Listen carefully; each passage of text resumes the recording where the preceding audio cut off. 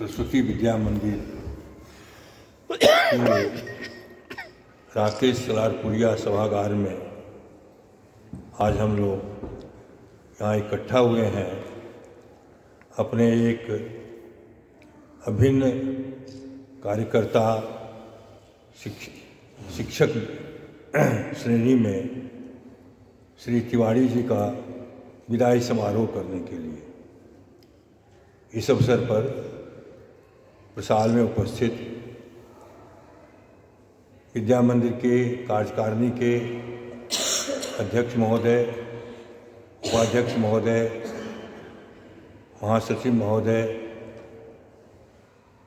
प्रधानाचार्य महोदय, अन्य अधिकारीगण, भागलपुर विभाग के सह विभाग प्रमुख एवं प्रसाल में उपस्थित आचार्यगण, आचार्यगण, समूह को मेरा प्रणाम। बहुत बहुत बसंत पंचमी के इस अवसर पर सबों को शुभकामनाएं। तिवारी जी का कार्यकाल लगभग 30-31 वर्षों का इस विद्या मंदिर में रहा है। कई विधाओं में उन्होंने यहाँ कार्य किया और पिछले अनेक वर्षों से वे कार्यालय प्रमुख के रूप में यहाँ कार्यरत रहे। तिवारी जी से कार्यालय प्रमुख के रूप में कार्य करते हुए मेरा इनसे अनवरत एक संपर्क बना रहता था। किसी बात की सलाह मशविरा, किसी काम के बारे में कुछ पूछना, मुझे भी कभी कोई ज़रूरत होती थी किसी काम के बारे में तो मैं उन्हें बुलाता था। ये सहज आते थे और बताए हुए काम को पूरी निष्ठा के साथ पूरा करते थे। चूँकि इस विद्यालय के स्थापना काल से ही मैं जुड़ा हुआ हूँ, इसलिए मैं यह कह सकता हूँ कि इन्होंने बहुत ही निष्ठापूर्वक सारा अपना कार्य बिताया और जो भी यहाँ प्रधानाचार्य आए या जो भी कमेटी के लोग आए, उनके बीच रह के इन्होंने अपनी एक बहुत अच्छी साख बनाई और ऐसा कभी नहीं लगा और ऐसा कभी नहीं सुना गया कि तिवारी जी की तरफ से किसी तरह की कोई कभी कमजोरी रही। तो बड़ा ही अच्छा लगता था जब मैं इनसे मिलता था। ये मेरे पास आते थे तो लगता था कि किसी अपने परिवार के बंधु से मिल रहा हूँ और ऐसे व्यक्ति से मिल रहा हूँ जो भी सलाह देता हूँ, जो भी काम बताता हूँ, पूरी निष्ठा के साथ करते हैं।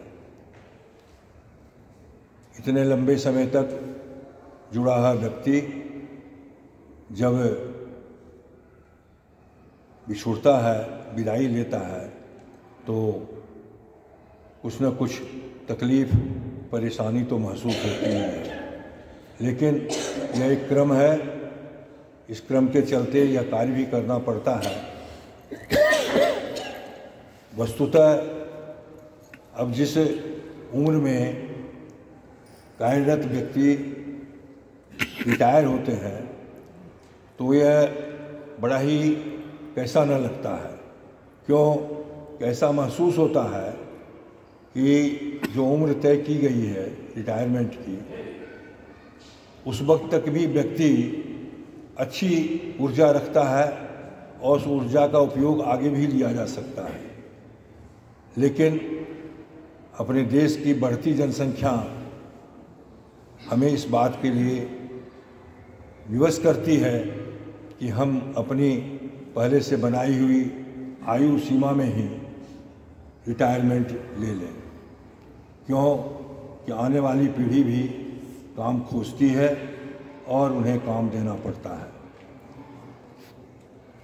आज मेरा अपना एक अनुभव है कि रिटायरमेंट के बाद जो व्यक्ति कार्यरत नहीं रह पाता है, मेरे हिसाब से उसकी आयु कम हो जाती है। बैठे बैठे अगर वह किसी काम में नहीं लगता है तो बैठे बैठे उसे घुटन महसूस होती है। तो मैं प्रायः जो रिटायर होते हैं व्यक्ति, उनको यह बात कहता हूँ कि आप अपने को रिटायर मत समझिए, हमेशा किसी न किसी काम में लगाए रहिए। अगर आपको कोई काम नहीं है, कोई ज़रूरी नहीं है कि नौकरी ही आपको फिर मिले, और भी कोई काम नहीं है तो आप पठन पाठन के काम से रिटायर होते हैं तो अपने आसपास के बालकों को आप पढ़ा सकते हैं, अपने दरवाजे पर बुला सकते हैं, उन्हें ज्ञान दे सकते हैं। और वह भी नहीं अगर आप है तो आपको अगर थोड़ी सी बाड़ी है 2-4 कट्ठा की भी, तो आप वहाँ पर खेतीबाड़ी कीजिए, कुछ न कुछ कीजिए, उसमें खुरपी ही चलाइए, पटवन ही कीजिए। मैंने हमेशा अपने को ऊर्जावान बनाए रखिए।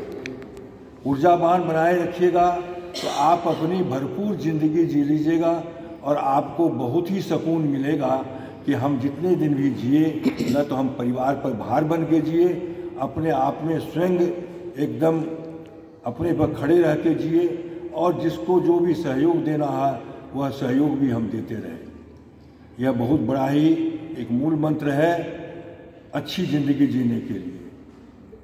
मन में बिना कोई लालसा रखे और अपना कार्यरत रहे, यही हमारे ज़िंदगी का मूल उद्देश्य है।